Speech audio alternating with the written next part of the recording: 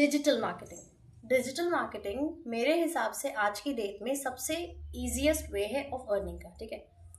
But the concept is कि लोगों ने इतना ज़्यादा मिसकंसेप्शन क्रिएट कर रखा है डिजिटल मार्केटिंग को लेकर के कि जब आप किसी फ्रेशर से या किसी से बात करते हो तो वो पहले ही सोचते हैं ये नेटवर्किंग है, ये तो मार्केटिंग है, ये सिर्फ सेल्स है।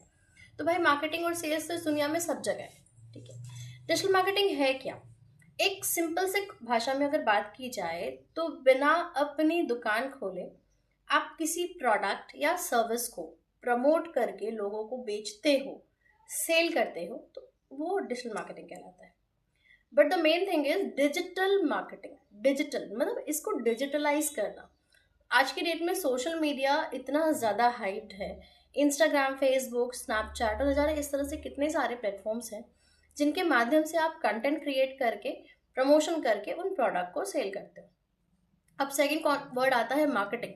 लोग कहते हैं कि मार्केटिंग सेल्स सुनते ही पीछे भागने लग जाते हैं। ऐसा बिल्कुल नहीं है। मार्केटिंग और सेल्स तो इस दुनिया में एवरी एस्पेक्ट में है, हर जगह है, रिश्तों में भी है।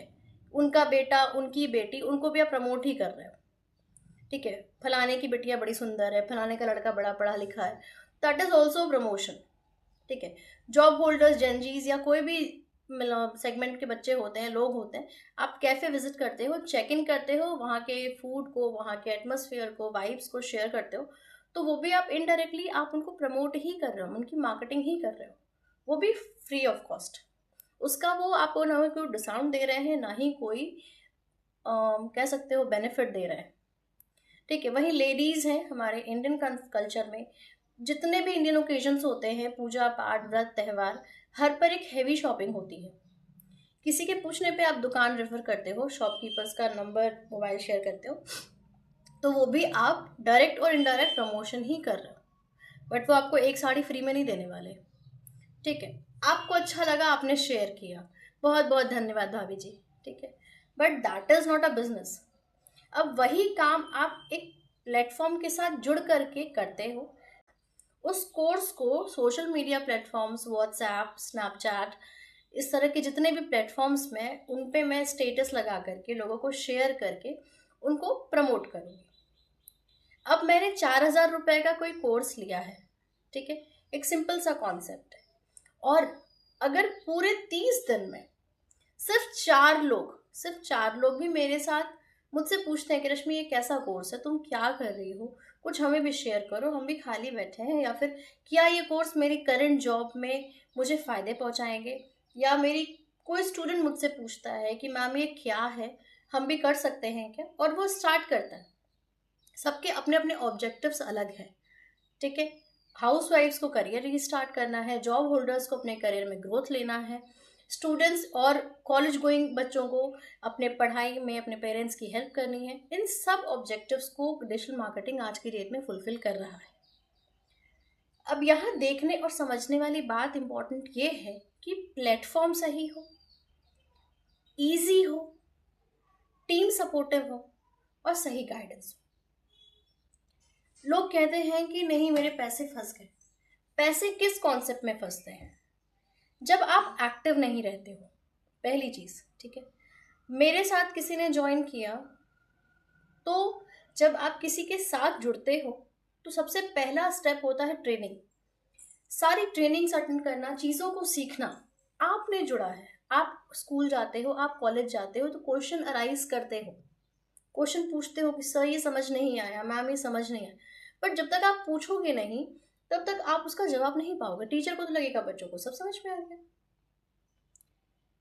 पैसे कहीं फंसते नहीं है। आपने एक कोर्स में एडमिशन लिया है, आप उसका 90 क्या 100% उसका वैल्यू का कैशबैक ले लो, पूरा का पूरा उसका वैल्यू निचोड़ डालो।